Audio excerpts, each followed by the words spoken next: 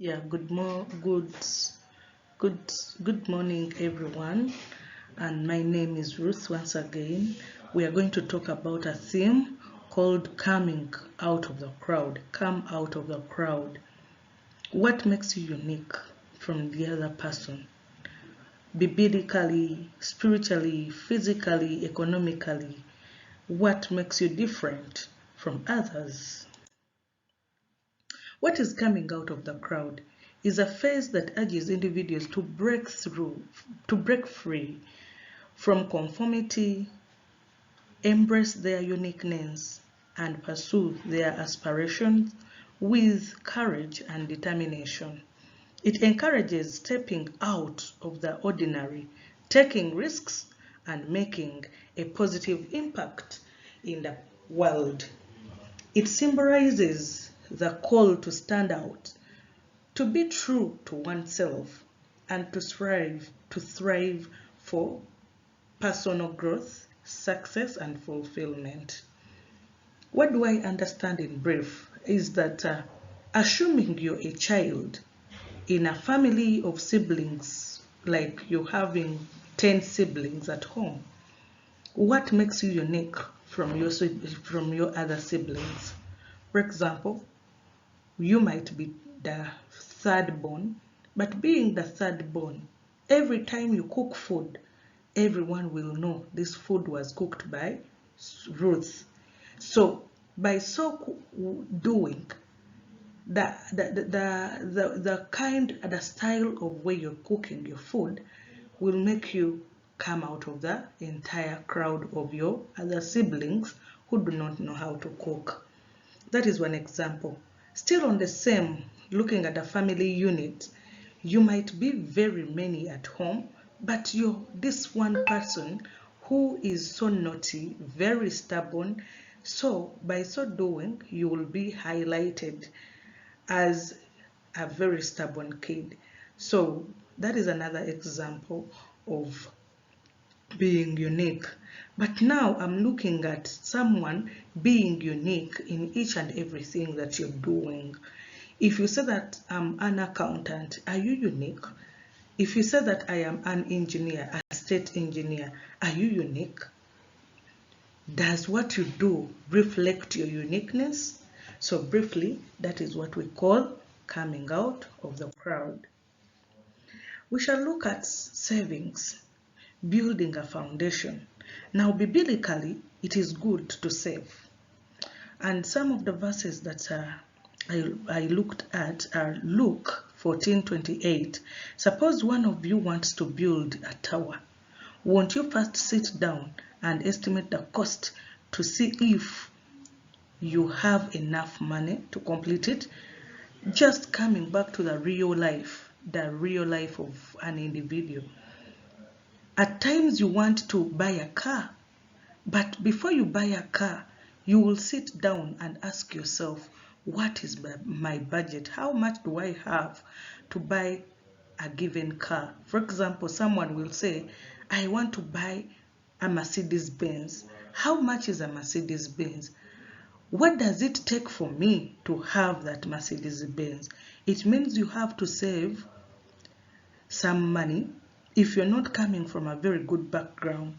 If you're coming from a very good background, it means maybe your father might buy for you that Mercedes Benz. But if you're not coming from a good background, you will have to work hard, save for that item. Another verse is in Proverbs 13:11.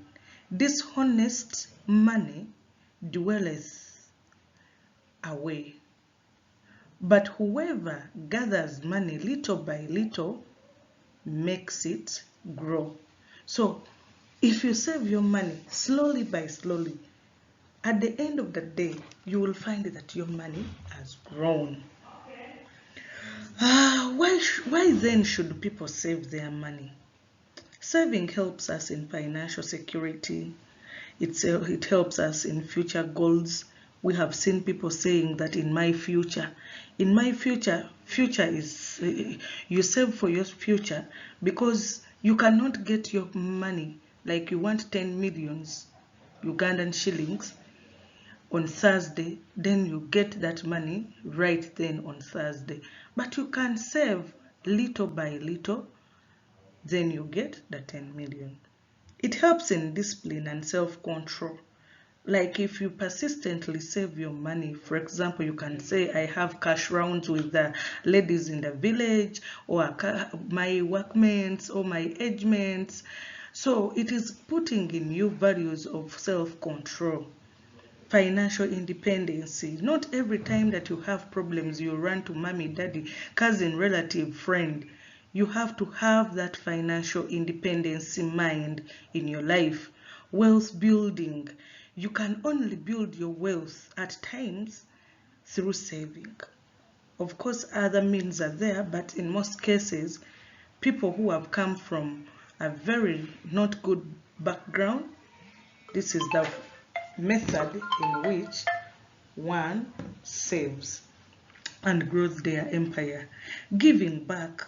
Like, for example, one thing that I know in the Bible says that whoever gives to the poor lends to God.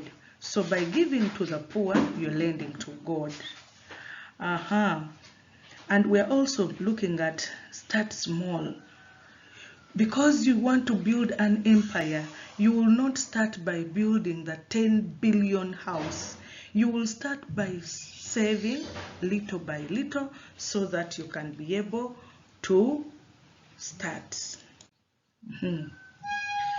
Education. That is under education, we are looking at empowering your potential. And still in the Bible, we are looking at Proverbs 18:15. 18:15, which says that, excuse me. Proverbs 18:15, the heart of the discerning acquires knowledge, for the ears of the wise seek it out. And also Proverbs 19:8, NIV Bible, the one who gets wisdom loves life.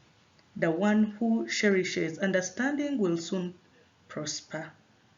And in Proverbs 22:29, NIV Bible still version, do you see someone skilled in their work? They will serve before kings.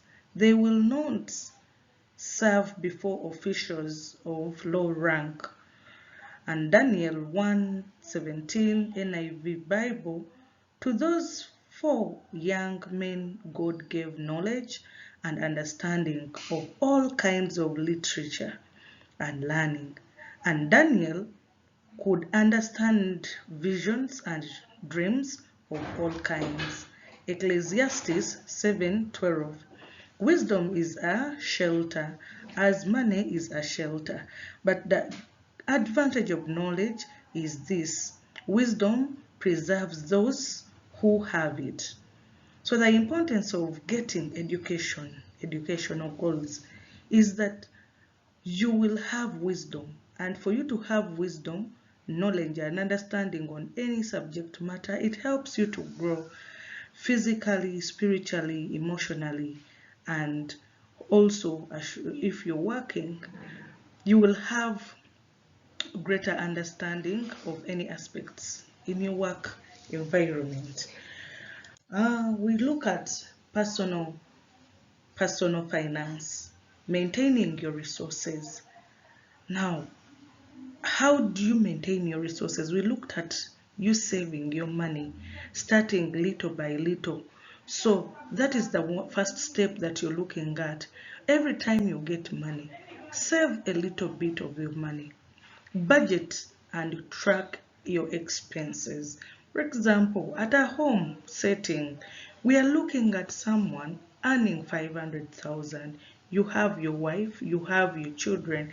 They have to go to school, they have to feed, they have to have shelter, and they have to have clothing.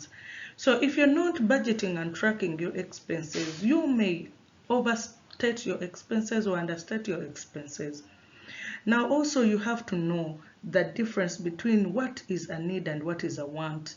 A need you will not forego, for example, clothing, food, shelter. Those are important, but wants are like luxurious, meaning you can forego them for you to be able to grow your finances and your empire, highlighting the importance of making informed financial decisions. For example, someone can come to you telling you to invest in Bitcoins, make your investment in things that you don't really understand. Look for financial advisors. Look for people who understand what this person is talking about. Talk with your elderly personnel to really not to invest in wrong investments. Also, we are looking at part-time jobs. Here I'm focusing on students. There are people who are schooling and at least they can work. So what can you benefit? You as a student, you will not depend fully on your parents. Why is it so important? You have to really be self-dependent. Like, not every time you're going to be looking at mommy, daddy, he this and this, the other. It is also important to keep time in each and everything you do. Are you going at school? Keep time. Are you going at church? Keep time. Are you going at work? Keep time. Because we say, a saying is, time is money. Encouraging finding jobs that align with the career interest. For example, you will look at yourself and the surroundings. Know what you want to be in life. Start finding jobs that align with what you want to be in life. Highlight your values of gaining practical experiences while studying.